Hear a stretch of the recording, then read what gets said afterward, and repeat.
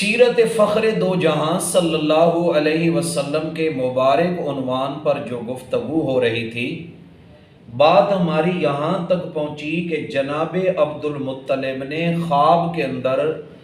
زمزم کو تلاش کرنے کے لیے جتنی نشانیاں اور جتنی علامات دیکھی تھیں، جب وہ ساری کی ساری پوری ہو گئیں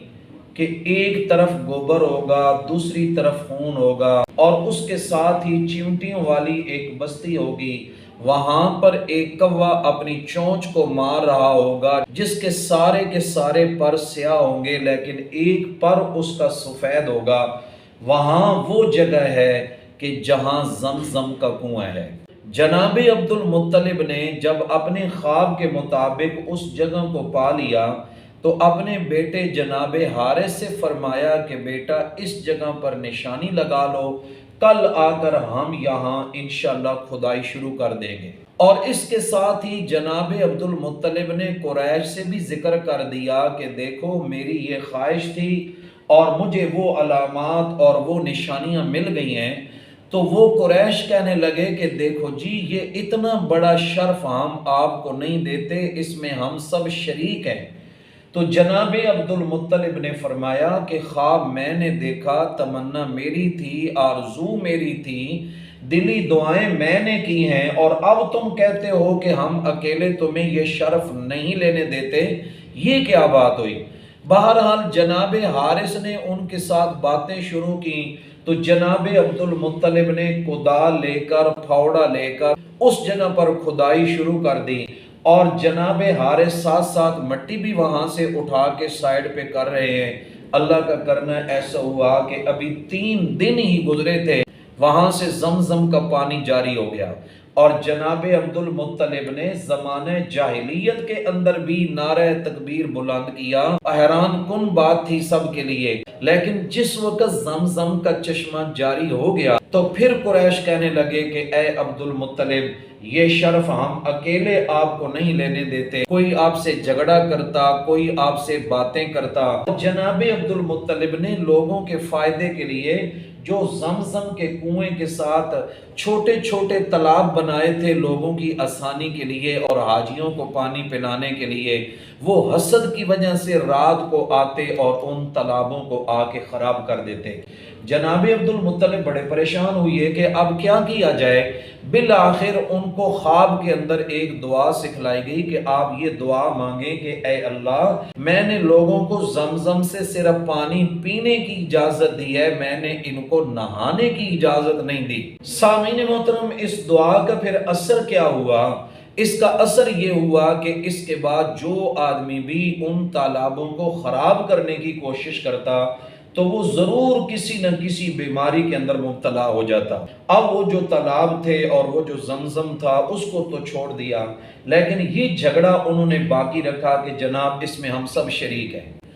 بالآخر بات جب طول پکڑی تو کسی نے ان میں سے کہا کہ دیکھو یار جھگڑا کیوں کرتے ہو، ہم کسی سمجھدار آدمی سے جا کے فیصلہ کروا لیتے ہیں۔ تو اس دور کے اندر کاہن لوگ ہوتے تھے جو غاروں میں، جو پہاڑوں میں لوگوں سے الگ تھلگ زندگی گزارا کرتے تھے، تو انہوں نے بھی فیصلہ کیا کہ چلو مدینہ منورہ میں ایک کاہنہ عورت ہے، اس کے پاس جاتے ہیں اور فیصلہ کرواتے ہیں کہ اس کنویں کا مالک کون ہوگا اور پانی والا شرف کس کے پاس ہونا چاہیے۔ وہ سارے کے سارے قریش مل کر وہ مدینہ منورہ میں جو عورت تھی اس کے پاس گئے، اور پھر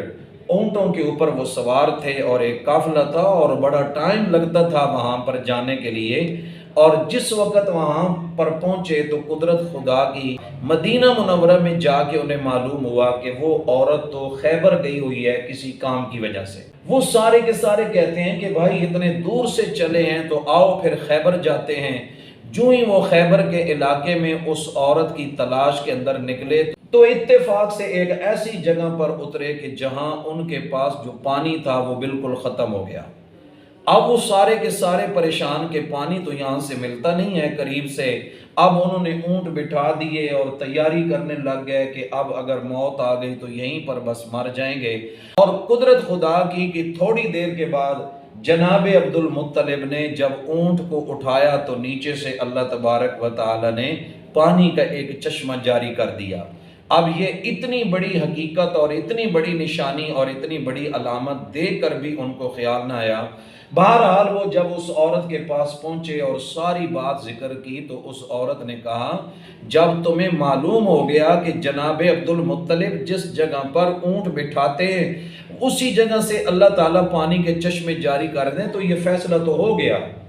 کہ یہ سارے کا سارا شرف جناب عبد المطلب کا ہے۔ یہ حضور علیہ السلام کی آمد کے لیے اللہ تبارک و تعالی یہ سارے کے سارے مناظر قائم کر رہے ہیں، جیسے زمزم کا پانی سارے جہان کے لیے ہے، حضور نبی کریم صلی اللہ علیہ وسلم کی نبوت بھی سارے جہان کے لیے ہے، اور جس طرح زمزم کا کنواں حضرت اسماعیل علیہ السلام کے قدموں سے اللہ پاک نے نکالا تھا، وہیں پر اللہ تبارک و تعالی یہ بتا رہے ہیں کہ آخری نبی اولاد اسماعیل میں سے آنے والے ہیں۔ اس عورت کے فیصلے کے مطابق سارے کے سارے قریش چپ ہو گئے کہ ٹھیک ہے جی، زمزم کا شرف ہمیشہ کے لیے